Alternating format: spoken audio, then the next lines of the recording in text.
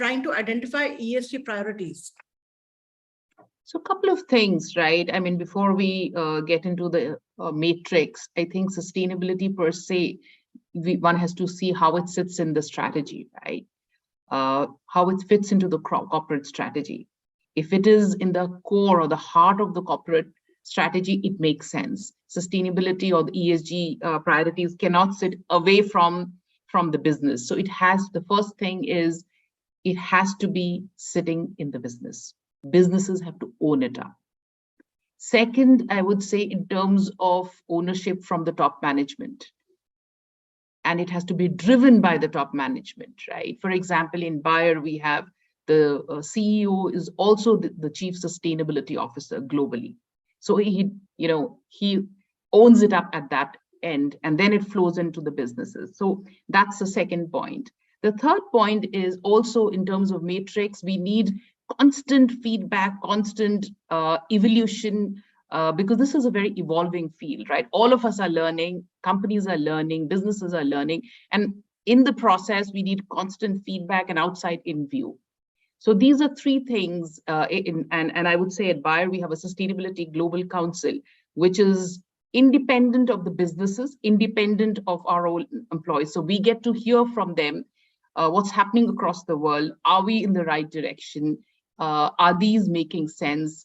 And that's something which is critical, right? We have to have it in the strategy, led by the top management, and constant outside in view. So that's the three, I would say, must-dos that organizations need to look at.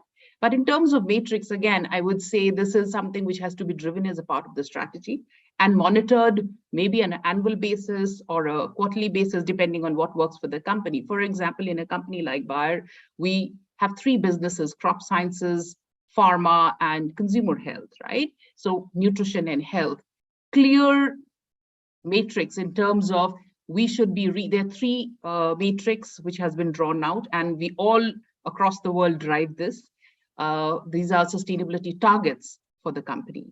And we say that, 100 million, we will reach out to 100 million smallholder farmers in small and medium sized countries with our, agriculture solutions, reaching out to 100 million women in different small and medium, low and medium income countries in terms of modern contraception. Similarly, even for, self-care and health, access to health. So these targets are clearly defined, and we all have these, our compensations linked to these targets. So it's as simple as that. Top management compensation is linked to these sustainability targets. It has to flow in from the top, and it has to be part of the business strategy, and everybody has to drive it. As simple as that, right? So that's something that I would want to put to start off with. That's really interesting. Rachna, we'll come back more to that. Over to Matt. Matt, you've also worked with companies like Vodafone in India on various public affairs challenges as well, and so you do have an understanding of what is the situation in India. Last time we spoke, you had shared some very specific matrix which can be used for companies to identify. Post pandemic, what would be your advice on what kind of metrics a company should look at, especially in the Asian context? You're on mute. Sorry, it's a bad technology day. I don't normally forget to unmute myself, but I did today. It's catching. Hello, everyone, and nice to meet all of you, and thank you for asking me to join you. So look, I think in terms of the matrix that you need to apply when you start thinking about the ESG challenges for an organization, I think the first thing I would say to everyone is please have a look in the chat, because Parul has helpfully dropped the SASB materiality map into the chat. And that is pretty much the industry standard framework that everyone should hold in their minds when they start to think about answering the question, what are the ESG challenges for my company? So the SASB framework is used by everyone, okay? It's used by all the ESG teams that I know across all the multinational clients we have at Blurred. More importantly, is also used by all of the institutional investors. Yeah, so the shareholders in these companies, when they're thinking about material risks to value presented by ESG factors, the first thing they reach for is SASB. So having kind of SASB ingrained in your mind is a very important starting point when you start to think about metrics in ESG. Now, having said that, at the risk of introducing a lot of complexity very early on in this session, what everyone needs to understand is that all of this is about to change. And it's about to change in a number of different dimensions. So the first really important change that actually was announced at COP26 last year and has now taken effect is that SASB, the Sustainability Accounting Standards Board, has merged with the financial body that oversees financial reporting, the IFRS Foundation, so the International Financial Reporting Standards Foundation. And they've created a new beast called the ISSB, the International Sustainability Standards Board. There are an awful lot of acronyms in ESG, as I'm sure you all know, and these are some of the worst. The key thing about the ISSB is that for the first time ever, that body is bringing together the reporting of financial data alongside the reporting of ESG data with the same level of rigor, analytic skill, and scrutiny. So whereas in the past, well, actually the present, companies have got used to this idea that you have the 10K or the annual report and accounts, and you have all the numbers in the back of the book that are poured over in great detail by the audit committee, by the external auditors, by obviously investors, and by many others. And then you've got this thing called the sustainability report or the CSR report, which is often a separate publication that has lots of stock images of rainforests and happy children and has nice case studies, and may have some numbers in it. Increasingly will have numbers in it, but it's a different thing to the annual report. It has a much lower level of management scrutiny because it's just CSR, right? Those days are over. They're over because the ISSB has come into being to ensure that ESG communications are as rigorously constructed and scrutinized as financial communications. And that has massive implications for communicators. It has massive implications for companies. It has massive implications for sustainability professionals. I mean, in my view, it's like 20 years overdue. And the reason why this has happened, just to be clear, and actually the pandemic is an interesting illustration of why it's happened, is because across the entire investment community, including in Asia, including in India, there is now a widespread understanding that ESG factors are critical risks to value. If you get this stuff wrong, you can destroy value in the company from an investor perspective. And the reason why the pandemic brought that into sharp relief is the pandemic showed what happens when an unforeseen significant external factor whacks a whole load of companies out of nowhere, deeply disrupts supply chains, deeply disrupts workforces, and has an enormous impact on value. And, you know, no surprise, there's an awful lot of people out there in the investment community who've realized that if COVID can do that to us, what can climate change do? Yeah, so the increasing severity and frequency of extreme weather events associated with warming above 2 degrees means more COVID-style, highly material disruption to the supply chain. So the ISSB has come into being because investors want it. And investors want companies to produce ESG data and ESG metrics that are accurate, that are not overstated and greenwashed, that are comparable, but from one company to the next, which is extremely hard to do, but that's what they want. And they're pushing very hard for these changes to happen right now. So the first new ISSB standard was agreed 2 weeks ago at COP27. It's a standard called IFRS S2, for those who are interested. And it is a mandatory reporting standard focused on climate risk. So the extent to which climate risk will materially impact the financial performance of a company is now an accounting standard. That's really, that's really interesting. So that means a lot of communication also has to happen. So before I bring in Dipti from IIM Bangalore, I have a quick question for Rachna. Rachna, these sound like a lot of acronyms and a lot of technical details. Where does communication then come into this and make it more understandable to the stakeholders at large? Yeah. So, I mean, as you know, I said earlier, sustainability has a huge reputational, angle to it. In fact, it is driven, driven by a lot of reputation discussions. That's why communicators need to be involved very, very at the start, right? And that's how we can build in a lot of discussions around it. Also, sustainability and the ESG part of it is a lot to do with external interface. And that's where communications is very important in terms of reporting, in terms of storytelling, in terms of understanding, making it easy to understand, and also getting outside in view, whether it's with the shareholders, whether it's with the employees, whether it's with the partners, collaborators, or customers. I think communicators or communications per se sits at the center of the entire aspect of sustainability. And I can tell you that, without communication, this doesn't flow in at all. It is a huge reputational aspect. It has a huge reputational aspect to it.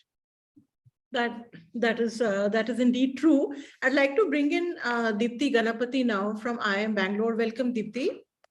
Thank you, Parul.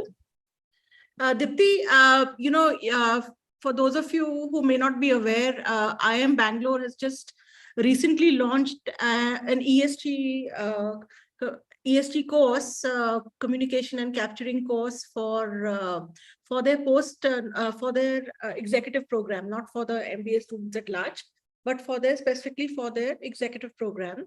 And Dipti, why did IIM Bangalore feel the need? I mean, it's a premier institution. Why did it feel the need to have such a course for management executive program management students? Thank you for that question, Parul, and a very good afternoon to all of you. I'm so happy to join this discussion after Matt and Rachna have set the context, because Matt was talking about the issue of climate change and how COP27 has, recently literally wrapped businesses on their heads and said, zero tolerance for, net zero emissions not happening in a proper way. And Rachna brought out the communication aspect of it. And as, she rightly pointed out, if communication is brought in very early, if it is measured in terms of the objectives set in, then you can have really clear outcomes. And it's something that can be easily quantifiable. Having said that, coming to your question, Parul, on why IMB is very keen on bringing out sustainability as part of its curriculum, we have always tried to keep our curriculum in touch with what's happening in the industry. And one of the recent endeavors that the director and a committee set forth to find out is what is the industry really seeking. And digital, data, and ESG were three aspects that came out during this exercise, that these should have a more prominent place in our curriculum. So we are working on strengthening, even in the full-time MBA programs, we're working on strengthening the core courses to have an integration and bring forth this aspect of digital, data, and ESG. And we plan to also, have an undergraduate program where one of the majors will be on sustainability. But having said that, today we just launched this program for executives on ESG management, reporting, and communication.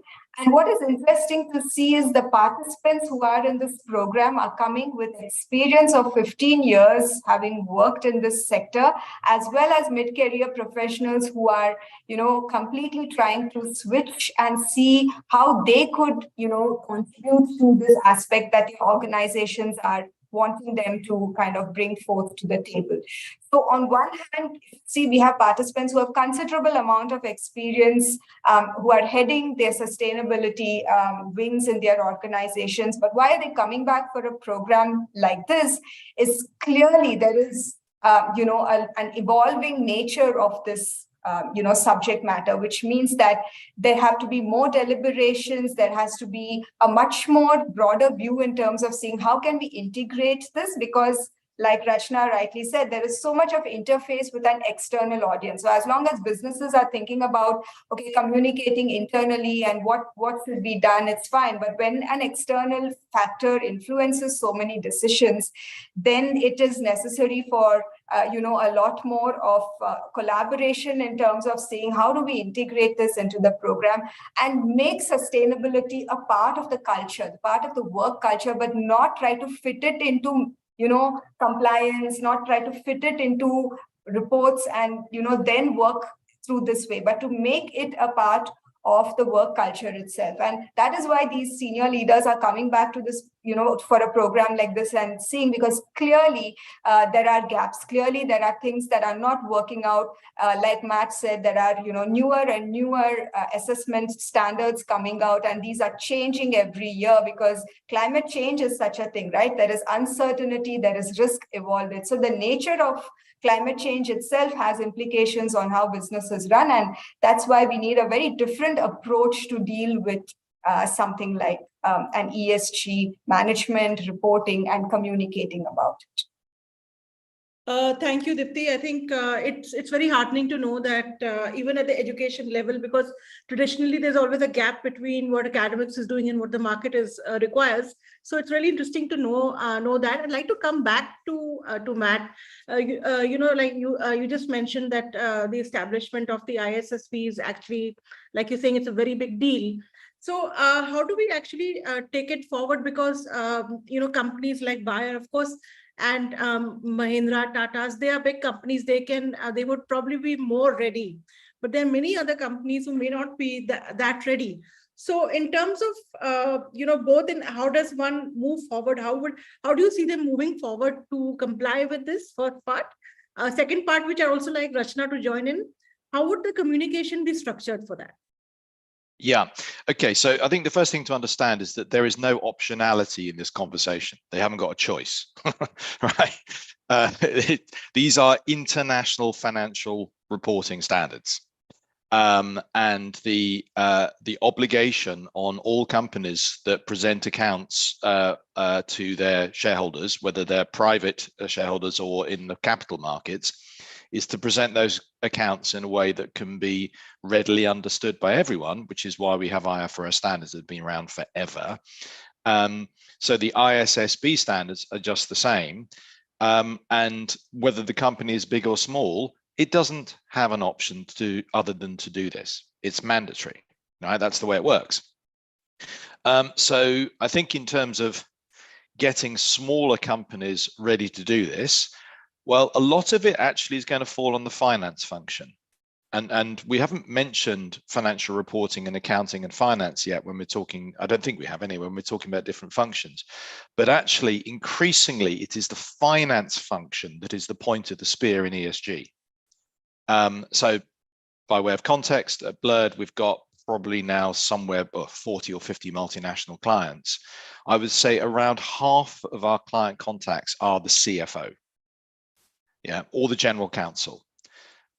We do deal with corporate affairs directors. They are certainly in the room, but the anxiety that the clients have that brings them to us is increasingly an anxiety about their capital markets communications, and about their legal obligations and their compliance risks. So basically, companies don't have a choice, and it doesn't matter where they are in the world. It doesn't matter whether they're private or public, big or small. If they present their numbers, they're going to have to present them under ISSB standards, and the ISSB is abundantly clear. And you'll see this if you click on the link in the chat with the news release announcing their creation, that this is the way it is going to be in the future. And as I mentioned earlier, the first example of that, because the ISSB only really sort of formally assumed its functions in late July of this year, so it's very, very recent, is this new climate risk disclosure standard, IFRS S2, which for those of you who know it is, another acronym coming up, TCFD, so the Task Force on Climate Related Financial Disclosures, which is a framework that companies on a voluntary basis today comply with in reporting the extent to which climate risk could adversely affect their financial position and their long-term financial performance. TCFD is now effectively a mandatory global accounting standard. That's what the ISSB have done. So executives in companies big and small all over the world, including in India, and actually especially in India, given the large number of companies we're talking about, are going to have to learn fast.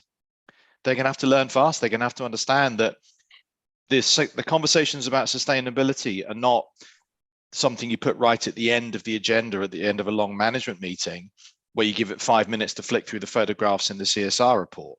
I'm sorry, those days are long over, thank God.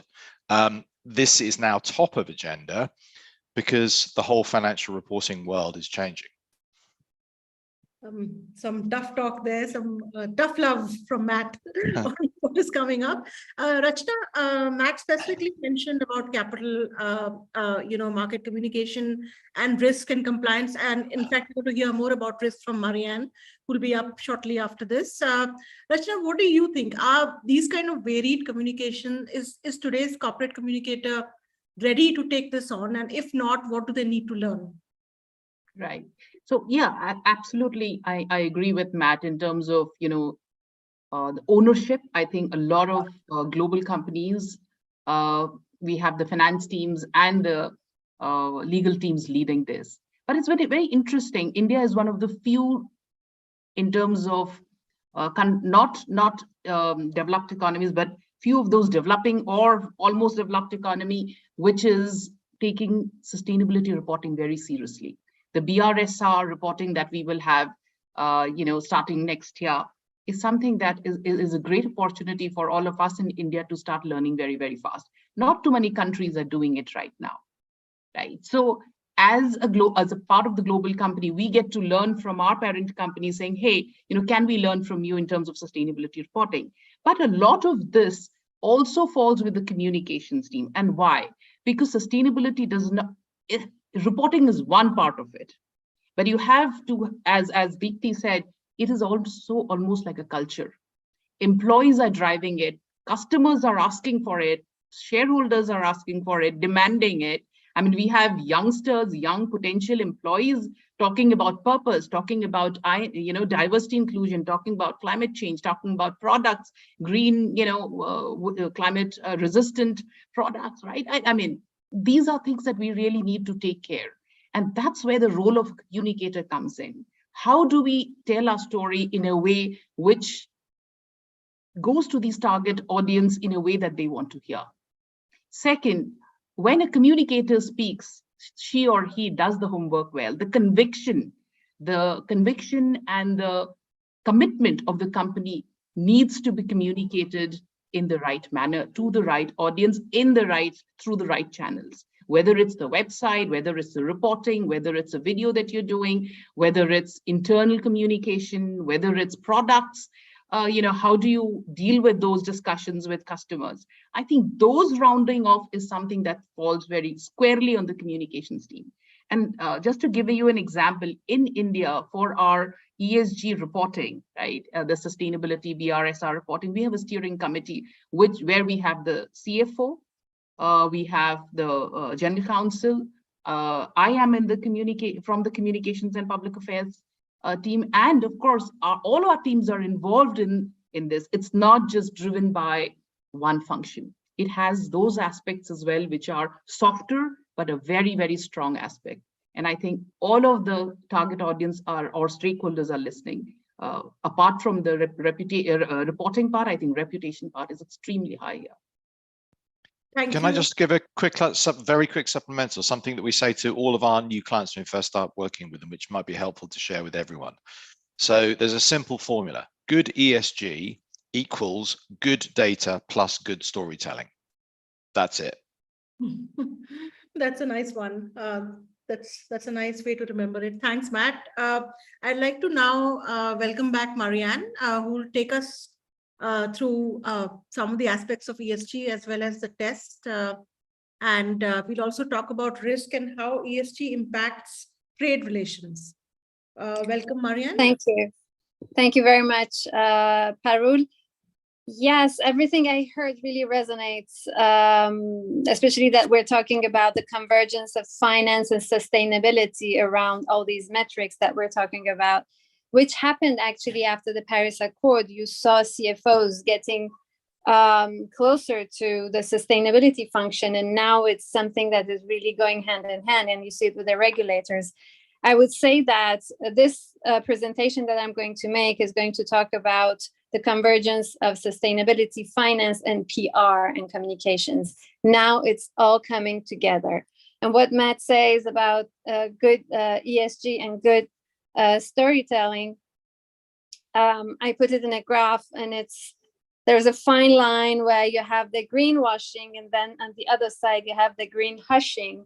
So you must really be on this fine line where you're really being truthful to whatever you're really doing, and also sufficiently well organized and well aware so that you can really communicate effectively.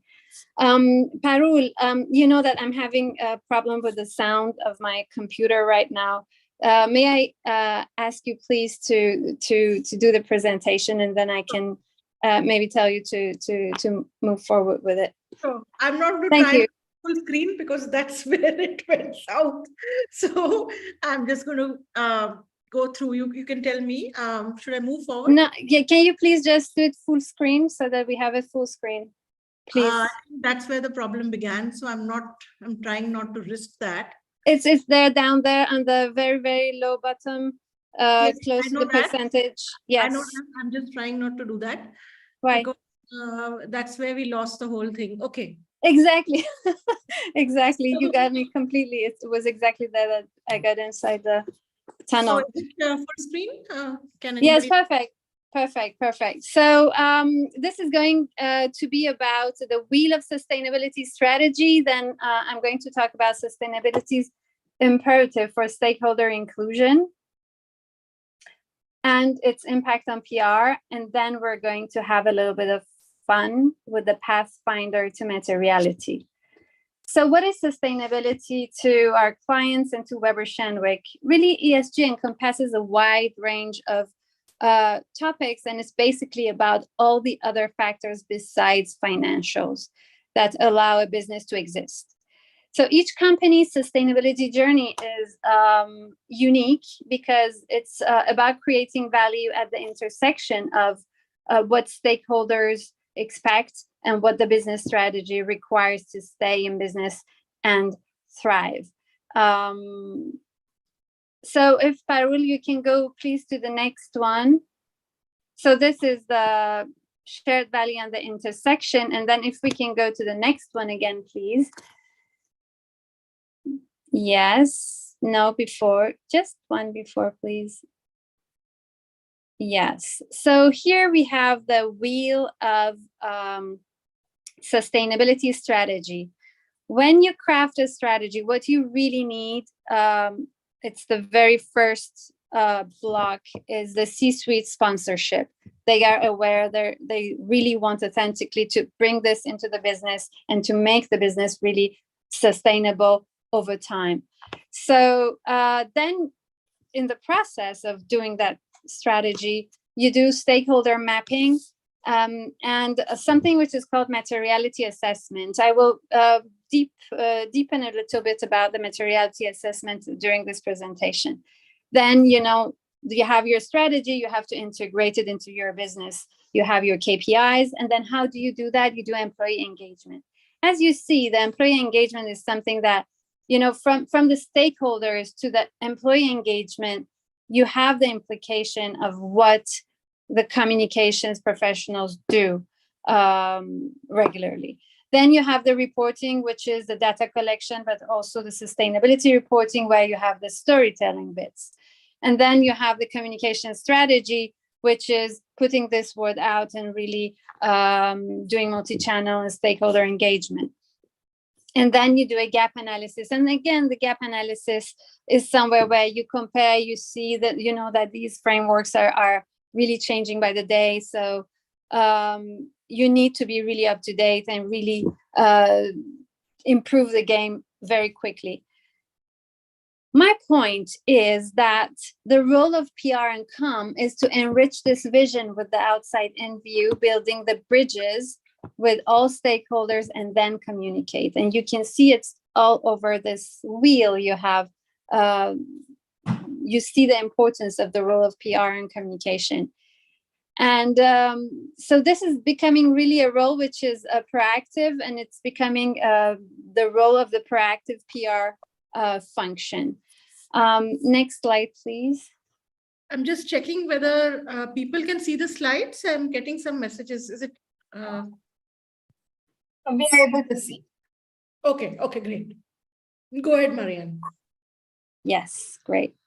So who are these stakeholders? If we can see the next one, please.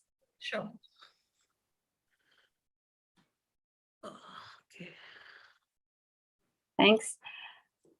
You have many, many stakeholders, and this is what the PR function is about, really to have the 360 view over all the stakeholders, not leaving anyone aside. So what are the expectations of the stakeholders? How do we establish channels of communication with people who are affected, for instance, by our industrial operations? What types of consultations with communities? What mechanisms to prevent or resolve conflicts? How do we partner in a transparent and mutually beneficial way with NGOs?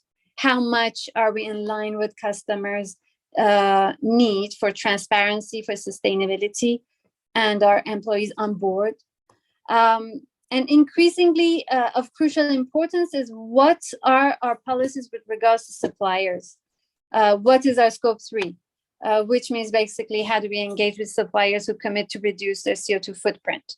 How do we assist them in this endeavor? So the scope is really, really wide and large, and it's getting larger by the day.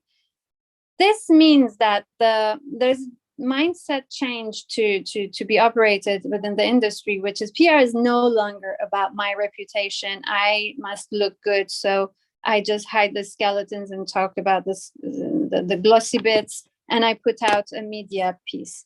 Doesn't work. It's really about having partners with you doing stuff, story doing, and there you have something more substantial that you can build your reputation based on facts. Next slide, please. Sure. Thank you. So we just saw a company's typical broad range of stakeholders. Ta-da! Here we have all those stakeholders that set the standards, the reporting frameworks, the stock exchange regulators, as well as those who rate companies. So the constellation is really big. As you know, the ability to be speaking their language defines to some extent the reputation of your organization. So there are a few trends in the world of finance that also matter for communicators. And this is where I was speaking about the convergence of sustainability, finance, and communications. There are a number of standards and frameworks, as you see, and big companies mobilize large teams to do this. India, as you spoke about it, has this legal obligation to do the BRSR, which is voluntary in 21-22 and mandatory 22-23.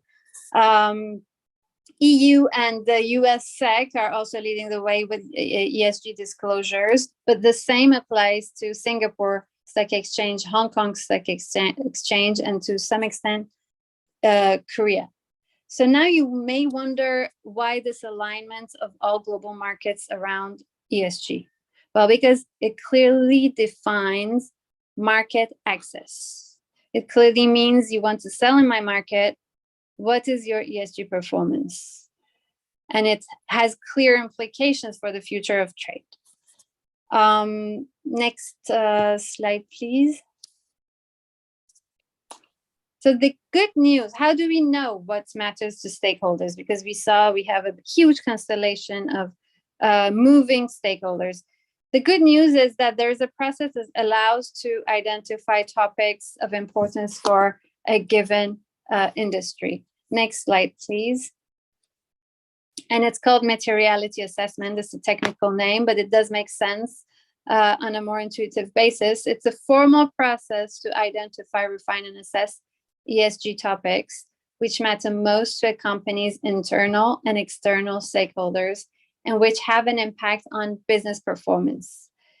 So I heard we were talking about IASB, SASB, GRI, CDP. They all have different scopes and requirements. If we talk about SASB, it's about the impact on business, as you see on the axis down there. It's business or people and planet impact. So there you can put either business impact or people and planet impact. And the relevance to the stakeholder, you also have two axes, one on the relevance for the stakeholder and the other one for the business.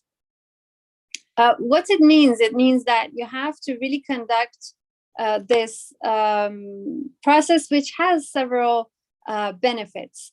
It helps identify business opportunities, risks, trends, and brand attributes. It makes it easier to decide which ESG themes and initiatives the company should prioritize. It helps make sustainability and ESG strategy more structured. It can help improve collaboration between different departments, including corporate communications, investor relations, CSR, sustainability, HR. And I would argue that communication and PR practitioners must be looking at the top right-hand issues in this matrix and push for actions in those areas, engaging with sustainability and operations people. You want good stories, go for real ones. Oh, you may not always have. There might be something that you need to put in place over 10 years. Well, that's the place you should be. Stakeholders are asking that, and the impact for business is high. Next slide, please. And potential material ESG issues for your industry. How do you know how to list them? This materiality assessment can take any time between 1 hour to a year. The idea is that to make it substantive, you must conduct something which actually lists something between 50 to 150 topics. And then you narrow it down. For the purpose of communications, well, as I told you, you can find the sweet spot of where it really matters. So you do industry benchmarking. You can also look at guidelines and standards like UN SDGs, GRI, but also SASB. So here we're talking about just this framework, which is Sustainability Accounting Standards Board, which has this pathfinder. Parul, if I could kindly ask you to share the link. I think you shared it at the beginning, but it's up in the chat. Yes, I'll have to escape. I'll have to take you off. Yes. No, I think we're good. You can maybe remove the presentation now. All right. I'll just do that. Okay. Yes. Also, another few and minutes. then we can go to that, and then I would ask everyone to go to that link, and when you have the link, you can see there's a place company search. You can either type the name of a company that you have in mind. If you find something, then you will see what are the material topics, or you can say, okay, I'm, for example, in consumer goods. Then I go to, I'm interested to know what are the material topics that a company in apparel, accessories, and footwear should be doing. So you see, you click on see disclosure, and you see the topics that really matter for which are relevant for this industry. And then further down, if you do download standards, you have the KPIs. So we can stay at this level. And then if somebody would like to share, like if you type the name of a company and then what you come up with, and if you have thoughts, if you find something that you were not expecting, if you find something that surprises you, please feel free to share. I think one or two people already have some questions for the panel. Shweta, would you like to go ahead? Thank you, Parul. Excellent session. Quick one, Matt, I have a question for you. And Sure. before I do that, let me just quickly give you an introduction of who I am. I lead communications and sustainability for Lupin. Lupin is a global pharmaceutical company headquartered in India. The reason I actually tell you my problem and in my introduction first is, I started the ESG journey for Lupin, when, Lupin decided to, get on that journey. And, I think since Jan 2021, when we, kind of made the mind to, shift to non-financial performance as well, there are a lot of changes, the global realities, we like it or not, are changing, etc. There are standards that we agree to, which are GRI and SASB. Mhm. But I'm actually getting challenged by how do corporations like us navigate, the ever-changing realities or the landscape in ESG, right? Every now and then, there are certain areas that get changed.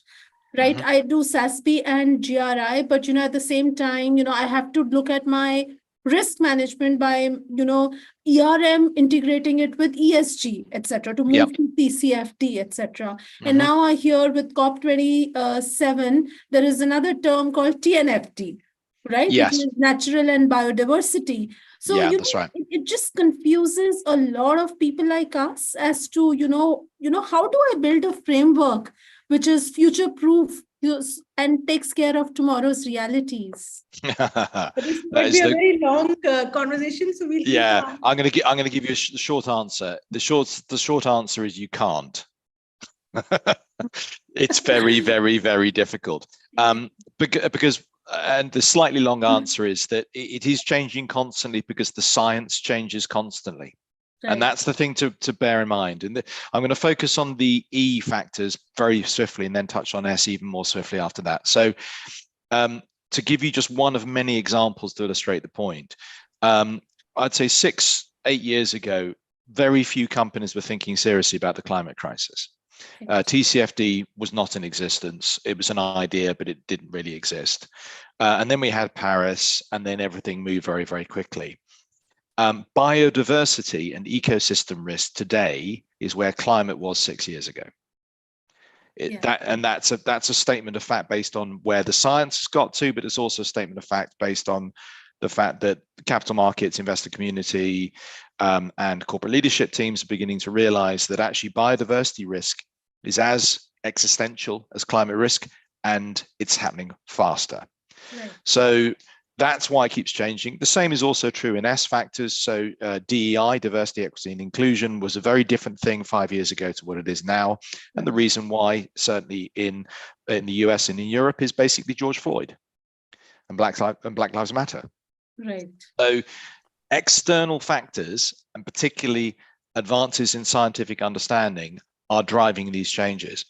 So the only way you can really get ahead of it is by keeping in the flow in real time and educating management teams that next year will look different to last year.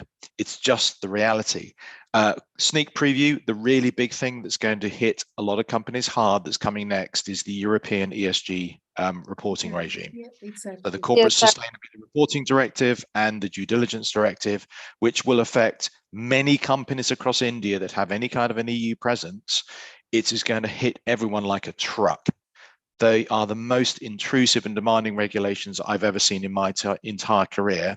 And I'm a former regulator, by the way, right? They are quite something else. So you need to start, I'll put something into the chat. The European Sustainability Reporting Standards are first. Everyone needs to understand them because they're the next things, and they are far more onerous than anything else you'll ever have seen before. Thank you, Matt. Marianne, would you like to add to that? Yeah. Well, yes, I totally agree with Matt, because the European one is going to be about business impact and environmental and planet impact. So you need to assess each ESG topic on a basis of double materiality. And basically, I would stress what I said about the fact that if you're not compliant, then you don't have market access. You won't be, you can't be listed. But if you look at, for example, the US SEC also proposal is about companies who actually have operations, not just listed. So because a lot of the supply chains are in Asia, and a lot of ESG is actually about supply chains and the due diligence you have to conduct on all aspects. It's not just on CO2, but also human rights and everything else.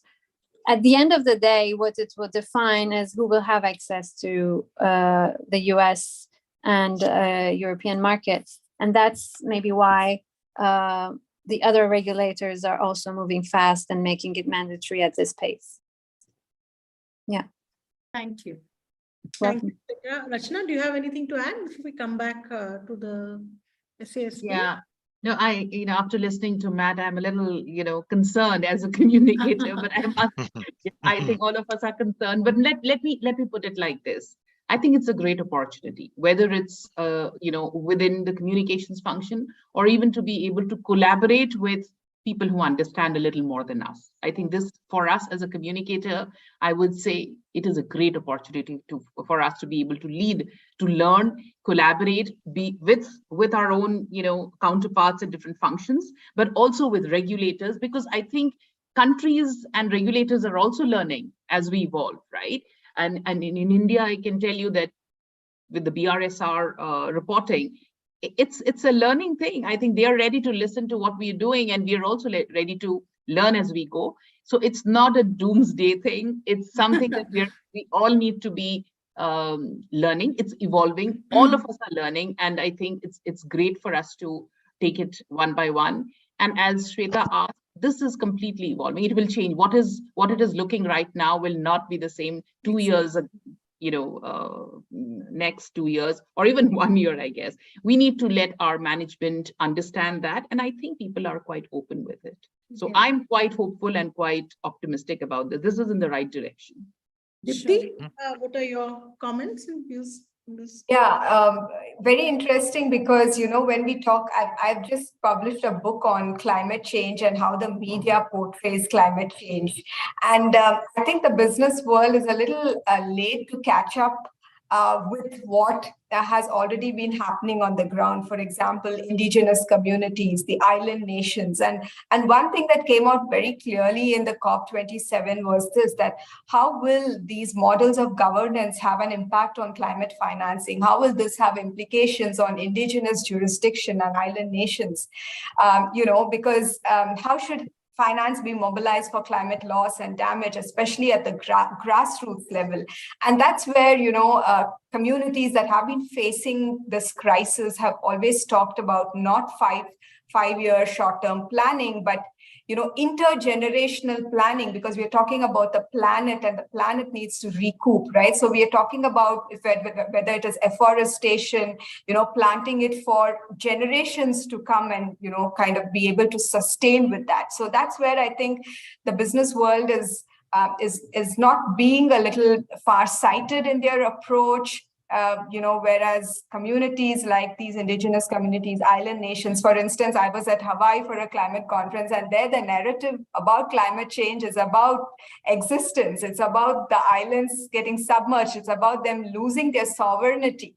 Imagine they lose their statehood, they lose rights over their maritime waters. And that's the issue. And then there is the issue of security, because it becomes a geopolitical issue on who is going to control that part of the Pacific Islands. So in every part of the world, this climate conversation is so different. It's even getting into political communication. Elections are going to be fought on the issue of climate.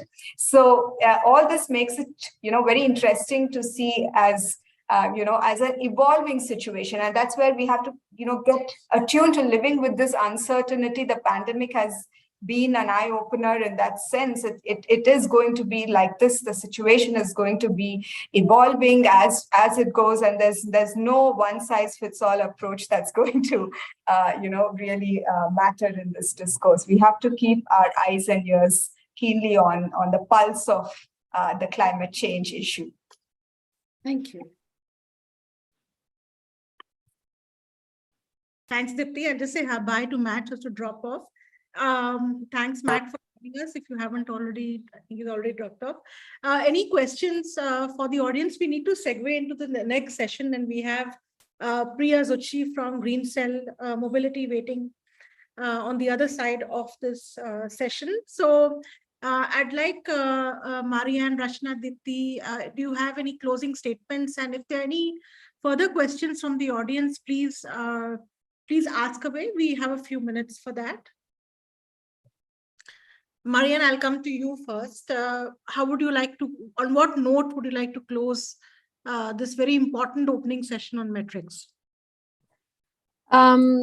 Yes, well, I would say that it is really, really crucial for communicators and PR people to reach out and partner with a wide range of stakeholders, including indigenous people. Increasingly, really, we realize how important it is to really understand that it's just the way it's going to be, and we need to partner with everyone.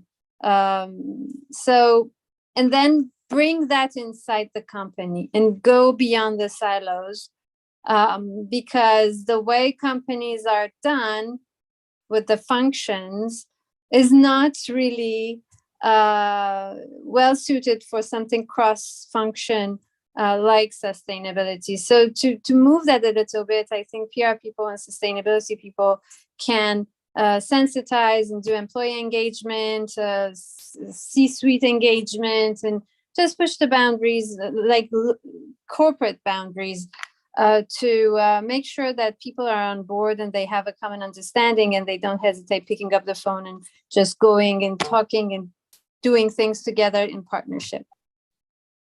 Thank you, Marianne. Later, perhaps you can, if you could share with the audience some aspects from the slide which you think they would benefit to learn from. We can do that after this session, but thank you so much. Rachna and then Dipti, your final words on this whole issue of metrics and what to watch out for. Yeah, I think for communicators, this is a great opportunity to be able to partner with other functions and to be a voice from the organization inside out and outside in. Second, I think as a society, as a community, as individuals, this is an opportunity for businesses to stand up for things that really matter. And this onus falls a lot on communicators to be able to push the management, the leadership, to voice out issues that really concern climate change, IND issues, people issues, etc. And also, this is one topic which binds all the stakeholders, from internal to customers to potential employees to, I mean, this is one topic which touches all of us in every manner, in whatever capacity we are in. And this cannot be ignored. This cannot be avoided. This needs to be taken head on. As I will always be extremely optimistic about this, and I say that, this is a great opportunity for communicators and public affairs professionals to be able to pick up and be the voice. Thank you, Rachna. Final word to Dipti. After this session, do you think that there are things to add to the syllabus that you have drafted out, looking at some of the stuff which has been discussed? I would like to give it this perspective. I engage with young minds of this country every day, and it is really surprising to see the perspective with which the youngsters think about climate change and about solving climate problems. And therefore, you see at every COP summit, there is always a youth who is addressing and opening the summit with a lot of serious, poignant questions. So I think it's here that organizations should think about having young leaders on their advisory boards, because having a youth sounding board is a good practice to ensure that those who need it at the grassroots are able to, understand the significance of the loss on health, nutrition, education, and the impact that this could have on the young people.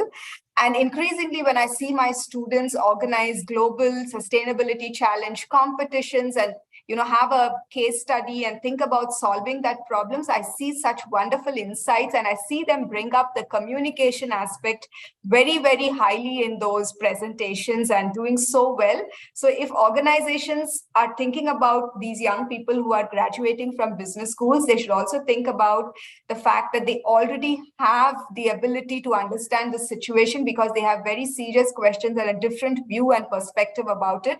And so they should be making use of their experience and knowledge to look at the situation very differently through the solutions that they bring with them about this issue. Because this is not something that is away from the youth or away from businesses. I mean, everybody has an impact or has been affected in different ways. So having this fresh insight into a problem and how to report about it and how they can use the youth as sounding boards in organizations, especially at the top management level, is something that organizations should definitely ponder about, because we don't need to include anything in the curriculum. We can already see that in terms of the young youngsters on our campus, the way they perceive this and the way they are thinking about these and having a lot of difficult questions that even we probably don't have answers for. Thank you, Dipti. Thank you, Rachna. Thank you, Marianne, for this opening session.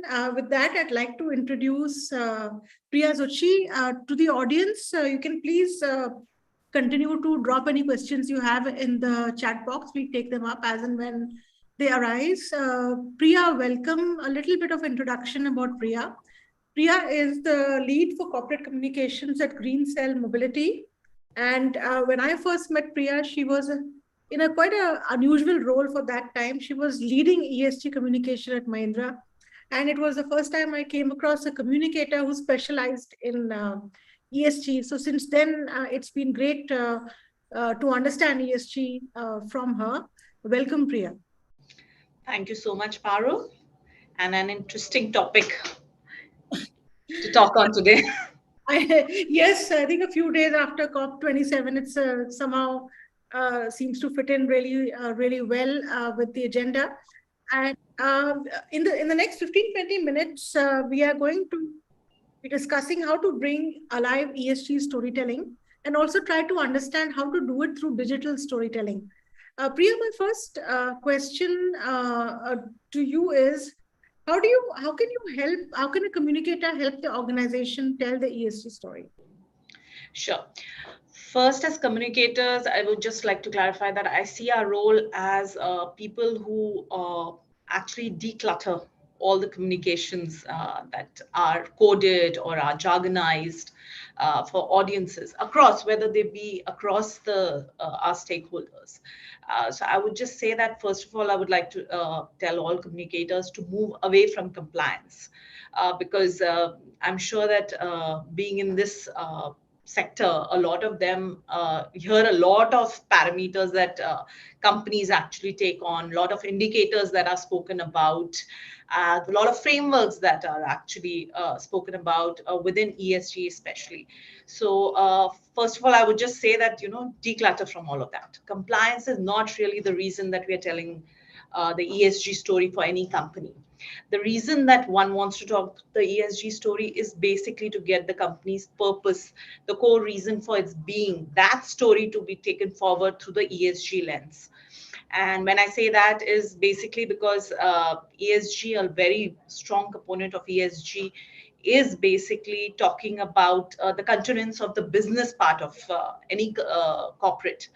And that's why I think that it's very important that you take, when you are taking the strategy on ESG, on how do I tell the ESG story of a company, it's very important that you keep the purpose of the company central to that theme.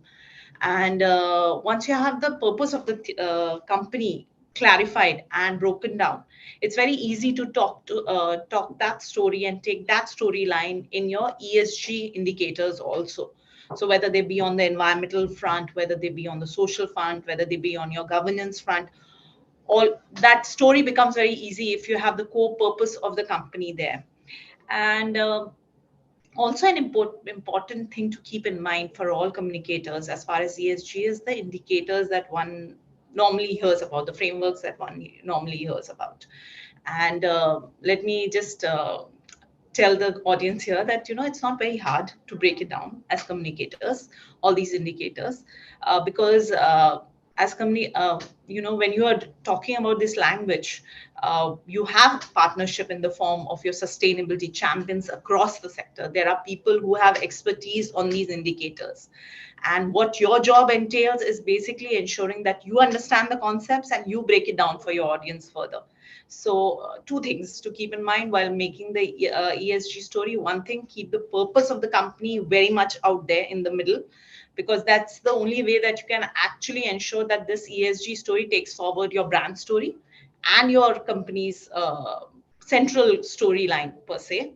And secondly, to ensure that you are able to partner with companies, with functions within the company which actually understand the theory, if I may say so, around the ESG, and partner with them and try to understand for yourself what is that thing that they want to convey, because it's very hard for sustainability or ESG specialists. Like a lot of times finance function is responsible for the ESG story. For them to break it down is very difficult. They are very theoretical in their approach. So you need to partner with functions like that to actually tell a central theme and central story. So that these two you need to keep in mind while telling you or formulating the ESG story. Thank you so much. I think it's very interesting that you're saying forget about the parameters, because we've just spent the last 1 hour seeing the parameters. So I think that will come as a bit of a sigh of relief to all of us. How do you really integrate the stakeholders? I think Marianne in a slide, she talked about the multiple stakeholders. So is there a simpler way to even simplify that aspect of it? Yes, sure. So how I have approached it myself, actually, because this is something that I have also evolved through my career. You have been doing this for a while now. So I know that's a multi-stakeholder operation that one does, in the sense that you have different functions that you need to collate with to perform any kind of communication across the stakeholders. And you have a basket of stakeholders there at play. So I have visualized it as a hub and spoke model. I know that there are parameters that need to tell the story. The parameters will not change. The conversations will change. What I mean by that is that what mode of communication do I use? That will change. The language will change. I might be talking about carbon emissions throughout. So carbon emission is something that is bandied across. So, I have reduced so much. By so much carbon emissions have been reduced, by so many liters of water I have saved through so many exercises. So these are common things that one hears, so much of energy saved. But what does that mean? Say, for example, for my investor, of course, he'll understand the parameters that are at play. As an analyst, I'll understand what you're talking about. So at that point of time, a sustainability report might be very useful for such a person. But when I'm talking to the customer at large, I might choose to go another route. So I might use, say, for example, the same statistic in a different format. So I will use tree saved, for example, for the carbon emissions that are there. So I'll say, I'll convert that into trees and say that these are the amount of trees. What this means is basically how many trees were saved because of the actions of my corporation. And I'll use that maybe in the mode that I use it, the medium that I use, for example, is an Instagram post that I do. So the medium, the mode, the way that I articulate it changes, but the data will remain central. So that's how I have approached it so far. So I see that, to every stakeholder that I approach, whether they be my investors, they be my customers, they be my employees, every stakeholder needs to be approached differently. There's a unique way and method that we have also evolved over the years. that they are comfortable with, and you need to take that approach as a communicator. So if you're an internal comms person, you'll have to look at your employee base. If you're talking to, say, a sustainability head, you'll have a different language. If you are talking to somebody on the plant, you might regionalize it further, you might have a different take on that further. So it's a very similar approach that we are taking to any big topic within the communication. So it's the hub and spoke model that works best. Yeah. I think that's really interesting. In fact, we are getting some questions already. I'll come to that in a bit of time. Is there such a thing as good digital storytelling for ESG? I think that's a question, because digital has entered every aspect of storytelling. But what about ESG? Is it tougher there? I think, in fact, I would actually differ on that bit, saying that, it's much easier to tell the sustainability story on the digital front because you're working with data, which is not readily available for across. Like, if I have to say I'm a trustworthy company, what does that entail actually? That so many, I have data supporting things for that. And on the ESG front, that's much easier because I have ready-made data, because it's centrally collated. Again, data is my key tool per se, if I may say so, for on telling the ESG story. And data can be, then I think there's a natural way in which data is presented across digital tools. There's visualization that one does. There is basically pictorial evidence that one gives on Instagram, say Instagram, or for that matter on Facebook or Twitter or any of the social media channels. So I think there's actually a very natural tendency to use ESG data on social media channels. So digital storytelling, I think, is very powerful. But one keep 2-3 things in mind. The same rules that we have for digital media.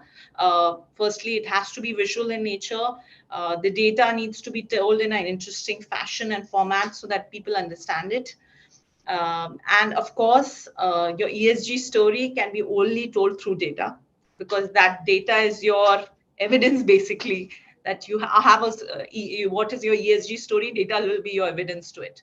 So I think that digital ESG storytelling per se is a much natural format to tell your ESG story. It's a very strong tool that one has at one's disposal as a communicator. So I think that I can I can break this down in any format that you want. If you want to tell your energy story, saving story, how do you visually outlay it? How do you say that these many lights or houses were lighted because I saved so much of energy? So these are simple ways in which one tells the story, and the impact is very huge.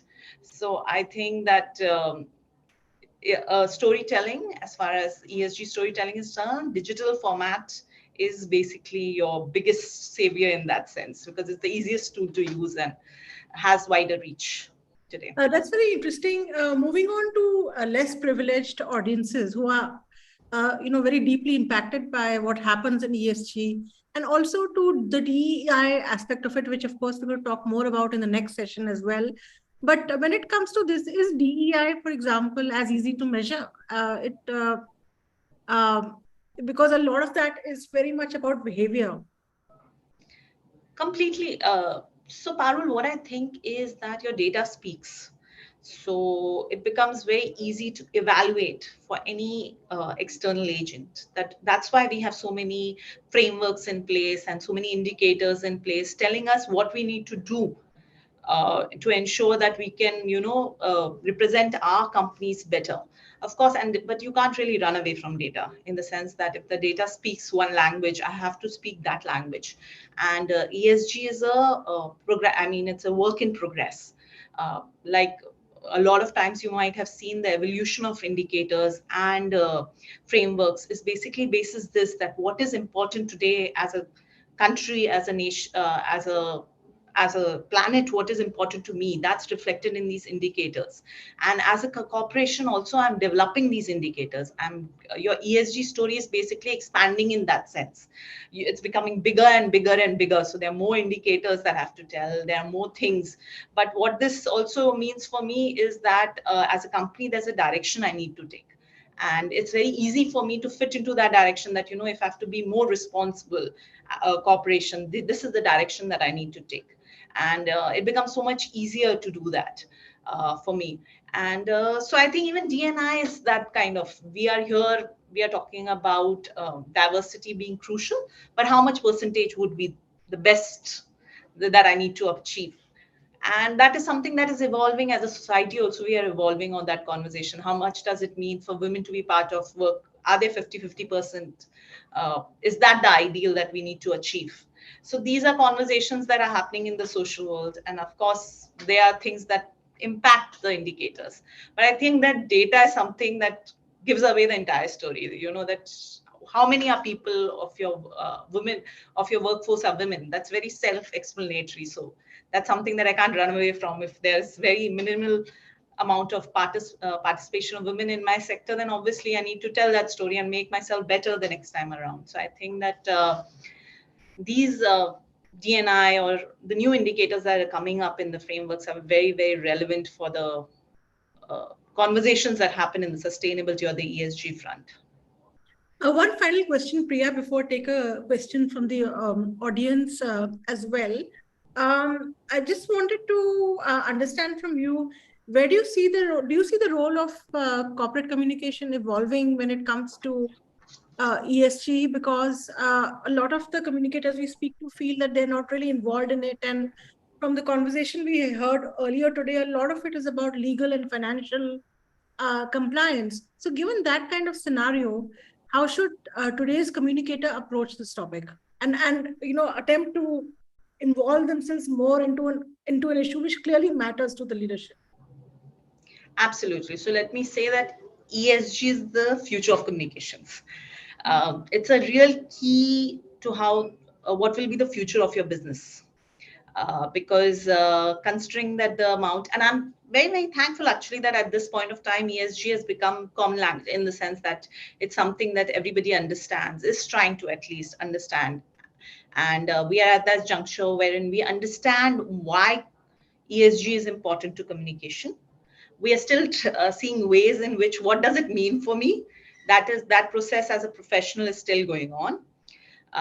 What I want to leave with the communicators is basically that who you are as a corporate is as important today as what you sell or what you produce. So you need to, now people are looking at corporations very closely on their character, on basically their purpose of being, of who they are as corporations. That has become very, very important and key communication for us, and ESG supports that story. So ESG as an indicator is very important to talk about because it will tell you what is your purpose, who you are as a corporation, what you want to see yourself as a corporation. And of course, it's very, very important for the future of your business, because if there are no resources left, then you're not going to be around as corporates. So I think that as corporate communicators, the most important tool we have right now is ESG communications, because it's something that is very relevant. It is very timely, especially post-COVID, because we are getting increasingly asked questions. Investors are keen on it. And finally, the time in that sense that it's been a while that, ESG has got its due, sustainability is has got its due. It's been a while, like over some years. We have had these conversations, though I know that some just 1/5 of corporations are still in India are actually doing their sustainability reporting. So 1/5 is a very small, minuscule number of companies basically which are actually doing sustainability reporting. It's still a process. But I think that with increasingly focus on it, we as communicators will need to see this tool for what it is and ensure that to our stakeholders we can talk in the language that they need to listen, hear. So I think that as communicators, this will be a big asset that we'll have as ESG data would be very, very key to our communications to stakeholders across the spectrum. Thank you, Priya, for that really interesting conversation. And I think my main takeaway from this is that move away a bit from the metrics when you're doing communication for ESG. Digital storytelling really rocks for ESG, and you need to really understand the future of communication is ESG. So if you want to understand where your company is going, please pick that up as quickly as you can. I have a question from Amrita Sarna. Amrita, would you like? It's a very interesting question. Amrita, would you like to ask it yourself? Go ahead. Sure. Thanks so much, Parul. I actually just wanted to check, given the role of influencers today, are there any big names in the ESG space that we can tap? Amrita, so I can take that on, right, Parul? Yes. Yeah. Amrita, right now in the international space, there are plenty actually out there. Right. I would say just look up all the international summits that one does. Like COP27 has thrown up a lot of names of influencers. In India, it's still a developing field. I know for a fact that there were not many media persons who went for COP27. So it's still a developing field on the India front. My only advice to you would be that in India, it's still a developing one. So we might not have too many influencers on this field. But internationally, if you want to position yourself in that regard and your company needs to be seen in that light, then there are plenty of people to take off from. And in Europe, especially, there are a lot of conversations that are being taken place. So, yeah. Okay. Okay. Thank you so much for that, Priya. Got it. With that, we'll wind up the second session, and our speakers on the other side are waiting. Thank you so much, Priya, for this very interesting conversation. And Thank you, thank you for taking the time out to talk to our audience today. Thank you, Priya. Thank you. Thank you. I'd now like to welcome Charlotte and Alapani. Would you mind switching on your cameras?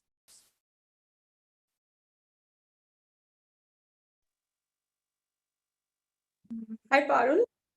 Hi, Alapani. Charlotte, can you switch on your camera?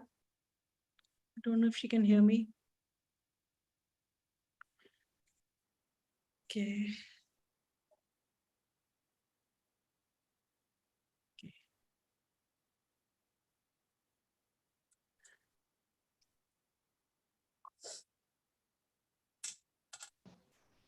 Hey, sorry for that. Always a technical problem. I'm here. Hi, Charlotte. Glad to see you here. I'd quickly like to introduce the speakers for our final and most important session, really. What are the current standards in ESG compliance and its communication implications? Very pleased to have with us Charlotte West, who is the Executive Director, Global Corporate Communications, as well as Board Director of the Lenovo Foundation. Welcome, Charlotte. Thank you. Nice to be here. We also have with us Alapani Deshmukh, excuse me, who is the HR lead for employee engagement, HR tech, DEI, CSR and wellness at eClinical Works. Welcome, Alapani. Thank you, Parul. So this is actually going to be a very interesting session because we're going to hear from a very corporate foundation point of view, as well as from an HR perspective on this. I'd like to start off with Charlotte. Charlotte, could you help us firstly just understand, very quickly understand that what is what is the importance of ESG compliance? Thanks, Parul, and thanks for the question. It's a huge question, right? And as I was thinking about preparing for this session, it almost became, overwhelming, thinking like, how do I even tackle this? So I thought, okay, narrow it down and think about it from a comms point of view. Why does it matter? Why does compliance matter to us for the businesses that we represent and or the clients that we represent on the agency side? And just to sort of caveat a little bit, as you gave the introduction, I work for a company in the technology sector, which is very interesting now, particularly from a governance point of view, given everything that's going on with many of the big technology companies. And I think the other thing to point out is I'm coming at it from the point of view of a company that makes things. So, which again is very different to other businesses that might be services based, etc. So thinking about ESG in its broadest sense, I think compliance I don't think anybody in this call would disagree, because you probably wouldn't be here if you did, that compliance is important.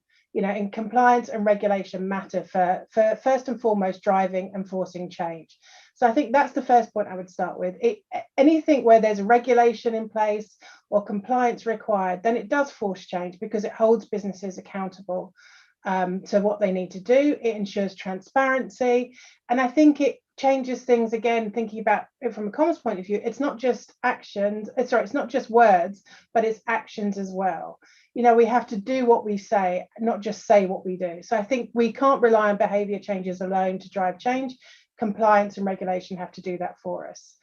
I think the second thing is it builds trust. It creates a level playing field. There's nothing worse than, from a comms point of view, being in a situation where you can see a competitor or a big company that's doing, able to put loads and loads of dollars behind something to be able to lead in a particular area, when you can sit, from the sidelines looking at that thinking, well, that's not true, and that's not fair, and that's not, what they're actually doing.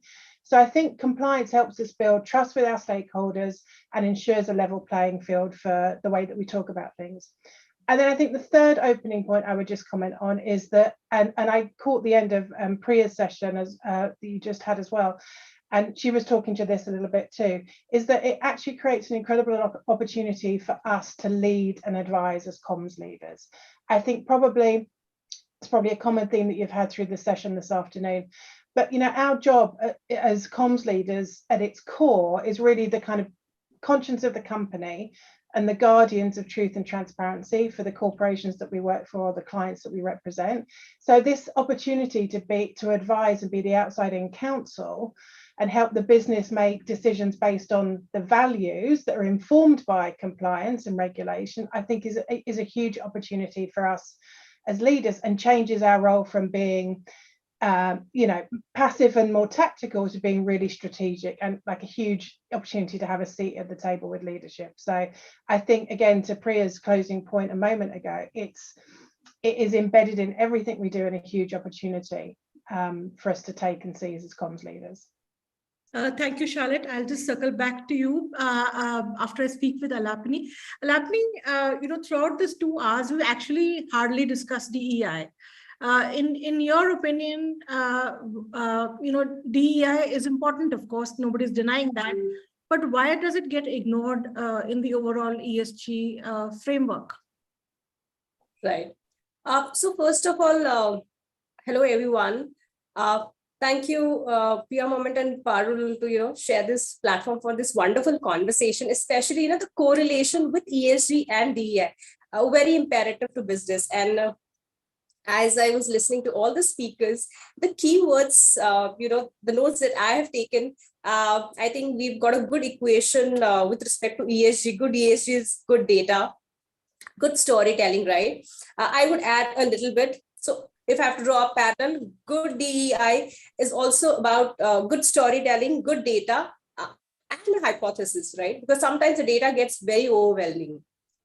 So what kind of insights would you actually portray does matter in terms of DEI as well.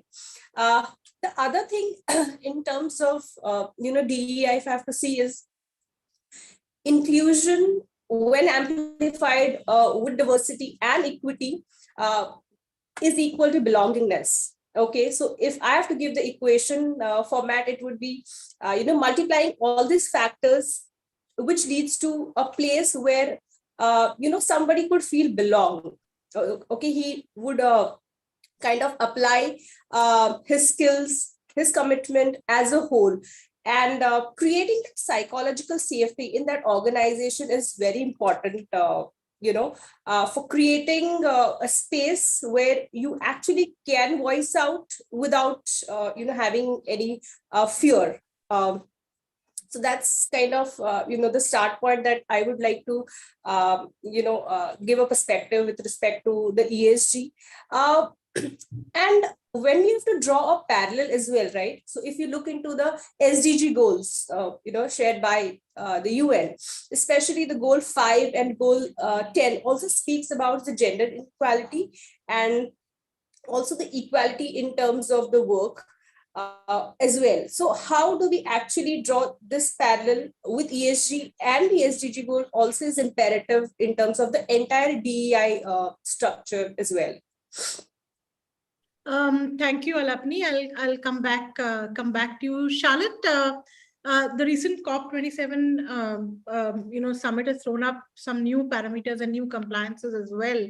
And I believe Europe will be coming up soon with their own ESG compliance standards, all of which has deep implications for India, whose markets are there in Europe as well as the US. So, like Priya was saying, hardly 1/5 of companies in India actually follow that compliance. So if you are not a big firm, if you're not a Lenovo, if you pardon my saying that, where do you really start with your ESG communication? So yeah, and again, a huge question to tackle in today's discussion. I think that the starting point for me with anything to do with ESG is sort of flipping the way that we think about it. So previously, ESG started as a measure of risk for investors, right? So it was companies essentially, defending their position in terms of the impact the world had on them as a business and them as a company, and showing that actually there was very little risk from various things.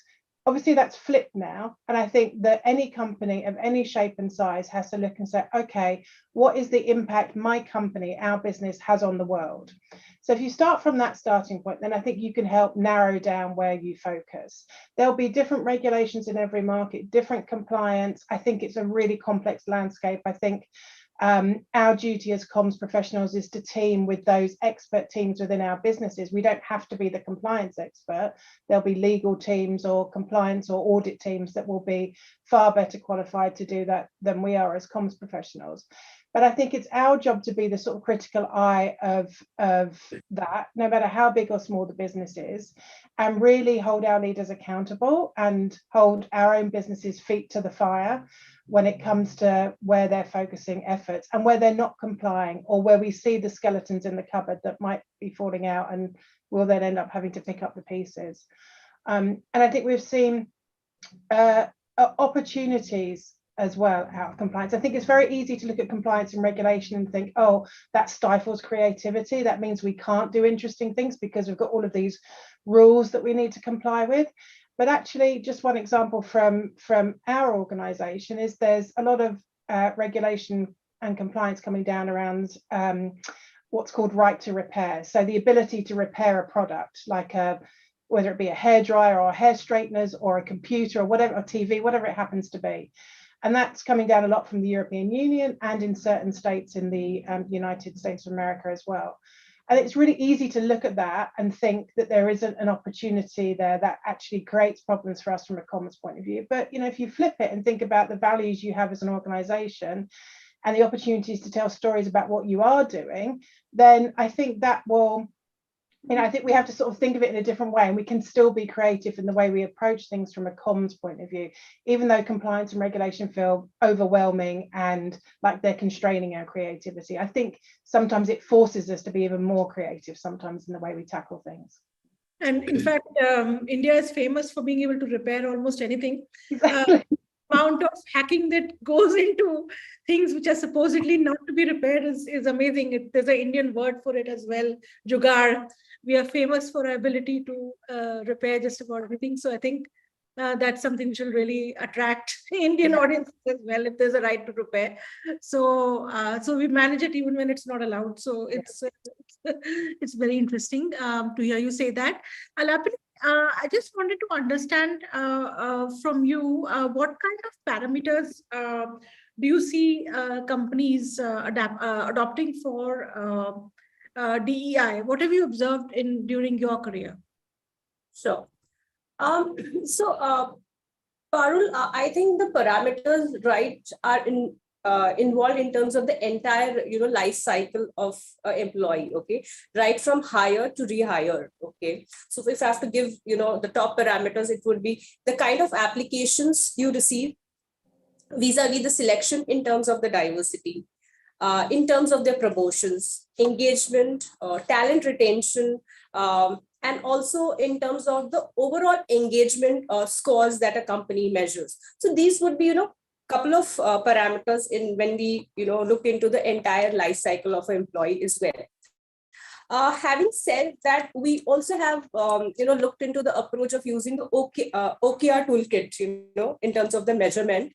And especially in the event of technology where AI, ML is, widely used, right, from screening, background checking, and a couple of various aspects. So how do we actually tackle, the parameter of unconscious bias when we are using these tools as well? So that also is very critical. And when you're working with all these parameters, they cannot be worked in silos, right? So you actually have to have an intersection of a couple of data pointers to derive these parameters as well. But they rightly start from the entire, life cycle of the employee. So that's critical when you handle these parameters. I'll come back to you about unconscious bias in a bit, because that's actually a very important part of DEI.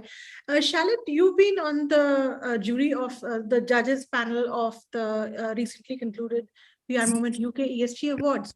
When you were going through the winning entries, what really struck you as what really makes up a winning communication around ESG?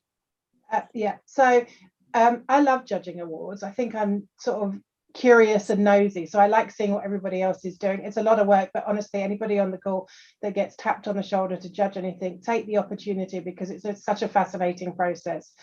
And I think what I looked for in the PR Moment awards, the ESG awards for PR Moment in the UK, I think was, first and foremost, I was looking for substance.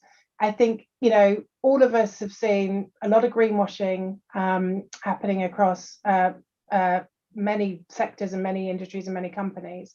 So first and foremost, there had to be like real substance to the work and the story. I also think that there's a tendency with award entries that those entering tend to focus on a gimmick or a stunt that might have driven a bit of press coverage in, a week, but then was forgotten the next day. So I was really looking for things that were demonstrating longevity and that they were driving lasting change or behavior change or impact in some way. And that's really hard to do. So it's maybe a slightly high bar that I was setting, but I think I just wanted to make sure that the work that was being judged wasn't just words, but it was actions as well. And I think, we all probably go through every day in our PR careers hearing the phrase thought leadership, which I absolutely despise. And actually what I was looking for was action leadership, companies doing things, companies not just saying what they're doing, but actually doing really important things.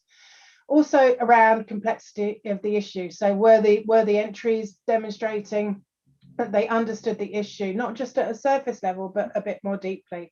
And while we can't all know everything about everything, I think, treating some of the bigger issues with the respect that they deserve. And then I think the last thing I would say on the awards is, it's very easy to talk about the E of ESG. It's it's easy relatively to talk about the S, and Alapani has done a great job of that on this call already. I think the really, really hard bit is the G. And I think that we forget about that. And I think 2023 is probably going to be the year where G is massively in the spotlight. If you look at the kind of disasters that we're seeing in terms of businesses being, going bankrupt, the cryptocurrencies, FXS, that's just, if you unpick that story of how that business has fallen from this huge company to where it is now, it's almost like a real life playing out of the TV show Succession, which is horrifying. And there's many companies that we're reading around the world in the news every day that just like absolute lack of governance. So I think again, thinking about us from comms role, G is where we probably need to focus a bit more of our efforts next year. You're on mute.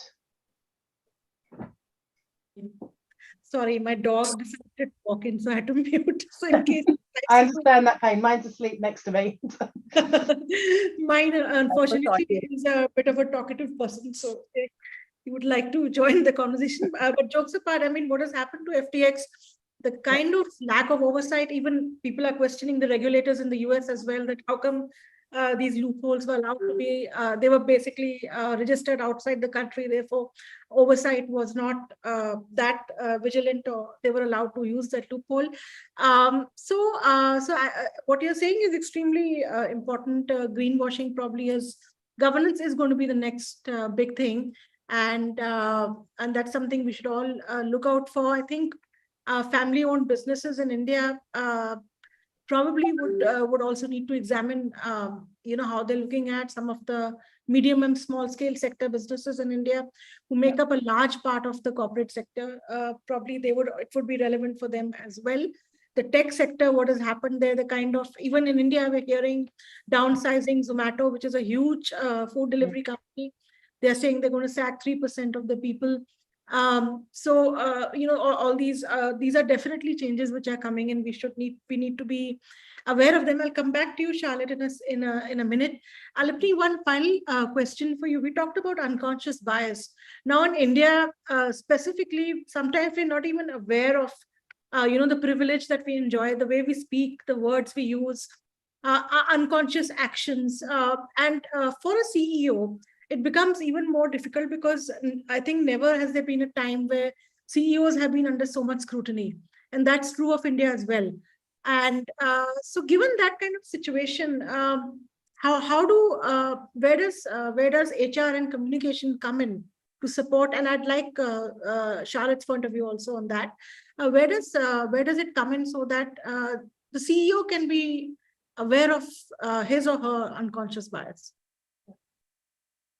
A very important question, Parul, and I'll take step below. I would say, as we say, charity begins at home, right?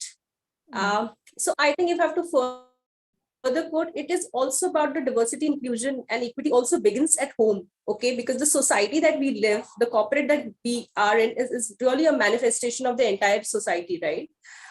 So these biases are something that is also about the societal background that we are living, we're brought up, right? At a corporate level, if we are looking into this, is definitely the sensitization programs that we have, right?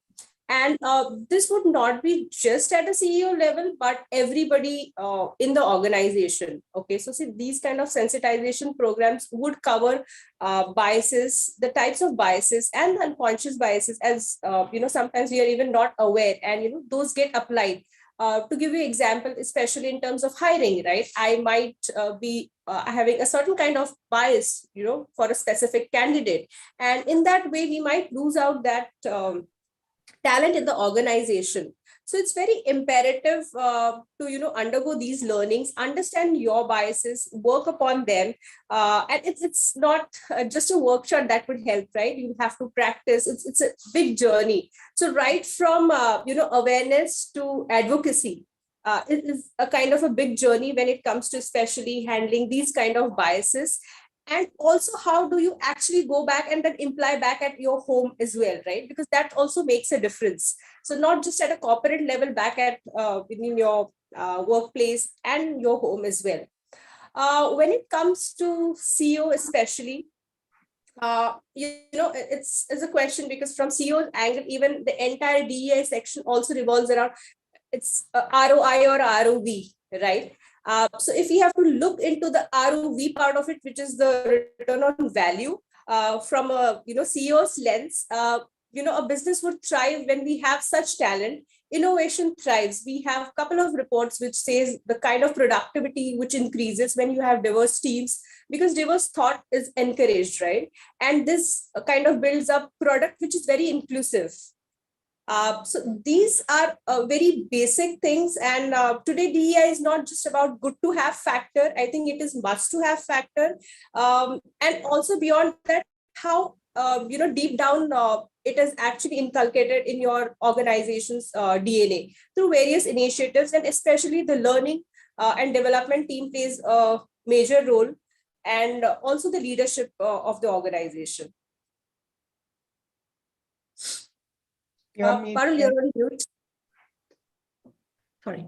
That what you said is extremely important. Charlotte, the final thought goes to you, because India is actually extremely color conscious. I mean, the level of color conscious caste, class, it's just the levels of unconscious bias are just a lot. And keeping all that in mind, is this now increasingly a question of governance as well? Is governance not just about financial compliance and legal compliance? Absolutely. And I think it comes down to, training, it comes down to all of those things, but it also comes down to setting targets and again, holding leaders accountable. So whether that be, for example, in our organization where we've done certain things like anonymizing applications for roles, so you don't see whether it's a man or a woman or what, you don't make a judgment based on a surname and make assumptions about that person. So there's things like that we have in place.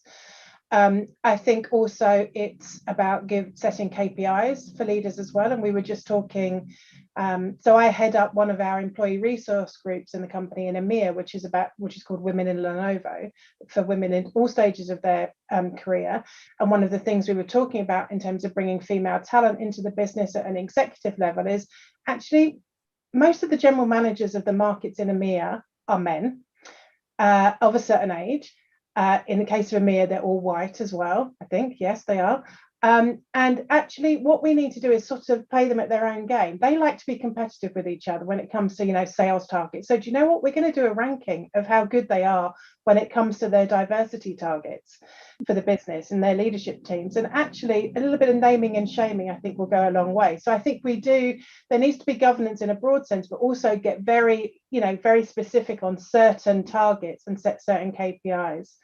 And then I think the last thing I would say on D&I is that there's this huge credibility gap between what businesses say they care about and what they actually demonstrate.